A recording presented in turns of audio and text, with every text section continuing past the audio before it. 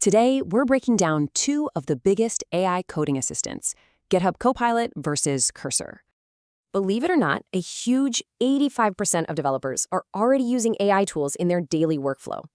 The landscape is moving so fast. So the big question is, which one actually fits your needs? Here's the plan. We'll introduce both, compare their core ideas, put features head-to-head, look at the cost, and then the verdict. First up is GitHub Copilot, the big player everyone's talking about. It's built to be an assistant inside your editor. Just think of it as a really smart pair programmer working with you in the environment you already know. Its big wins are that seamless integration, those smart code completions, and a powerful chat all inside your IDE. Now for the challenger, Cursor. And listen, this isn't just a plugin, it's a whole code editor built for AI.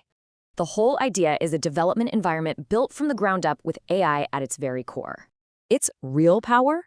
It understands your entire codebase, makes changes across many files, and lets you choose your AI model. Okay, so this is the absolute key difference. Copilot is an assistant. Cursor is a whole new environment.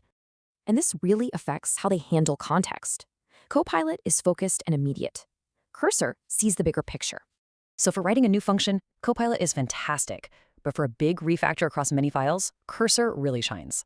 Cursor gives you way more control here. It lets you pick the best AI brain for whatever job you're doing. Okay, but of course, all this power isn't free. So let's talk about the price for individual plans. Copilot Pro comes in at $10 a month.